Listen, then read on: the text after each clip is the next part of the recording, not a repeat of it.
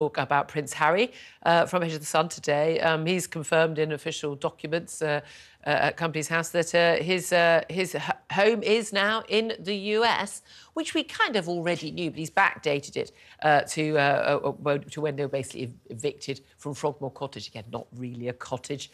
I mean, it's got about 10 bedrooms, hasn't it? But he's officially registered himself as an American resident, saying this is really cutting ties with the UK. Of course, this is, though, at a time when there are question marks about his own visa application to live in the States and whether or not he... Well, was he open about his drug taking over the years that he talked about in his memoir, Spare, or was he not? Because if he was open about it, he wouldn't have been granted the visa to stay in the United States.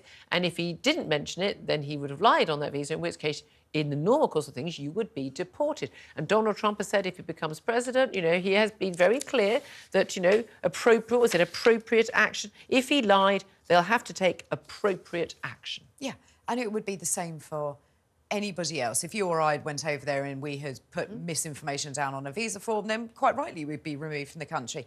It's no surprise. You wouldn't be removed from this country. We'd just give you a house and benefits, probably.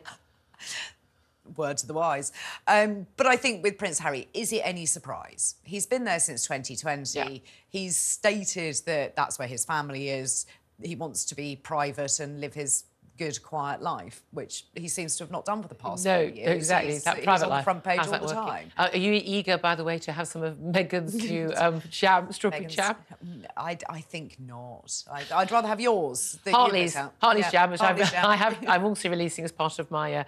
was it... what's her... What? I never... the most awful brand. American Riviera Orchard. 3 random words. Yeah. So mine is under the British Seaside Allotment brand. Yes. Selling well. Well done, Hartley's. Anyway, thank you very, very much, Claire Pearsall, for joining us. Lots more to come from you today. Let's hear from you, though, because we are asking about Rishi Sunak's bid to deport Channel migrants to Rwanda. How many times have we talked about this?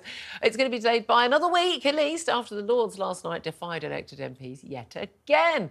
That ping-pong is not over. I want to know, what is your reaction? Give us a call on 0344 499 1000, text on 87222. We can get in touch on X at TalkTV. Julie's got in touch and says, no one believes Rishi Sunak anymore. He'd better start looking for a new job soon. He'll have a lovely job with some big company in California, won't he? Kathy says the Sunak government has zero intention of controlling immigration. And Kevin says, sadly, no surprise. I mean, it isn't a surprise, is it? And this is the question. It's like, do they really plan to control immigration? Illegal. He said he'd stop the boats. The numbers coming in the first 3 months of this year went up compared to last year. Again, shows that actually the fall last year was down to Albanians being stopped and the weather, basically. Yes. But when you have legal immigration, net migration, at extraordinary levels, 745,000 in 2022, those are choices. The government has done that. There's clearly no impetus from the government to actually deal with this issue. I think there is impetus, but he doesn't know which direction he wishes to go in. So he's stood up on a platform and said he's going to stop the boats.